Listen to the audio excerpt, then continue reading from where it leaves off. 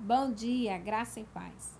Vamos falar um pouquinho hoje no segundo tópico da lição dessa semana, Jesus morreu minha morte. E esse segundo tópico ele fala a legalidade da salvação. A perguntar diz assim: como a misericórdia também é essencial e a lei não pode concedê-la, o que era necessário para concretizar a redenção? Romanos 8, capítulo 8, verso 3 e 4 diz assim: porquanto o que era impossível à lei, visto como estava enferma pela carne, Deus, enviando seu Filho em semelhança de carne do pecado, pelo pecado condenou o pecado na carne, para que a justiça da lei se cumprisse em nós, que não andamos segundo a carne, mas segundo o Espírito. O que era necessário? Era necessário que Cristo morresse na cruz para cumprir essa pena do pecado, que é a morte, né?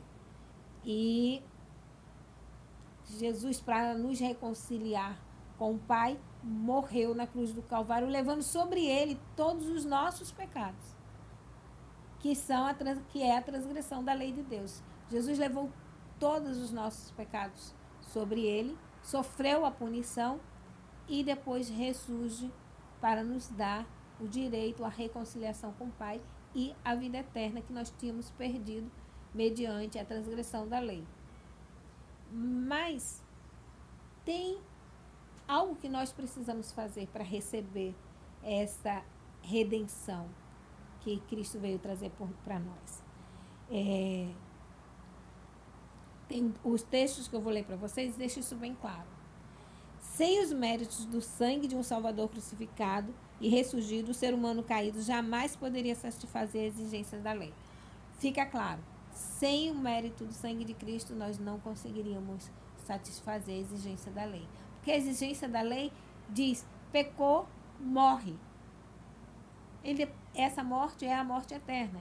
Não teríamos como pagar essa punição se Jesus Cristo não tivesse morrido por nós. E ele mesmo ter se feito pecador e ter morrido como pecador para cumprir a exigência da lei. E ainda diz mais, quando a luz da lei condena o pecador, aí é que vem o que nós temos que fazer para receber a bênção da redenção. Quando a luz da lei condena o pecador, então ele tem uma obra a fazer, arrependimento para com Deus, por causa da transgressão da sua lei, e fé em nosso Senhor Jesus Cristo, o substituto e fiador do errante. Em seguida, o perdão e a salvação gratuito podem ser dele. Ou seja, o pecador ele tem que se arrepender, né, perante Deus de ter transgredido sua lei e tem que ter fé em Jesus Cristo, que é o mediador, né? Ele tem que ter fé no sacrifício de Jesus, né? E nós devemos nos lembrar que Jesus jamais salvará alguém que for transgressor da lei do Pai, né? A pergunta B diz assim: quando ainda éramos escravos do pecado, no que Jesus se tornou para ser meu Salvador? Eu já respondi, né? Ele se tornou pecado para poder ser nosso mediador.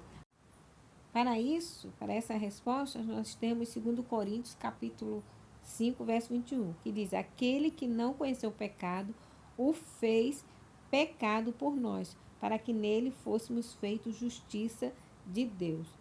Então, quando ainda éramos escravos do pecado, Jesus tornou-se pecado para poder ser o nosso Salvador. Como é que isso aconteceu? Quando Jesus estava na cruz, todo o pecado da humanidade foi colocado sobre ele. Ele levou com ele na cruz toda a punição do pecado sobre ele. E ele se fez pecado, se humilhou nos níveis mais baixos do sofrimento humano para poder alcançar e resgatar a humanidade, né? Tirar o pecado, né? A penalidade do pecado. Então, o Senhor Jesus, ele cumpriu, né, a exigência da lei. Então, está escrito, Deus lançou a iniquidade humana sobre Cristo. Ele foi considerado um transgressor para que pudesse resgatar o homem da maldição da lei. Ele, o portador do pecado, suporta a punição judicial pela iniquidade e se torna o próprio pecado em benefício do ser humano. Que Deus nos abençoe e que nós possamos compreender essa maravilhosa bênção que é e para nós o plano da redenção, né? O qual Jesus Cristo pagou por nós a punição do pecado. Que Deus nos abençoe e que nós possamos meditar muito nessas lições e possamos compreender a magnitude do amor de Deus por nós. Amém? Aguardo vocês amanhã, permitindo Deus, para o nosso próximo encontro.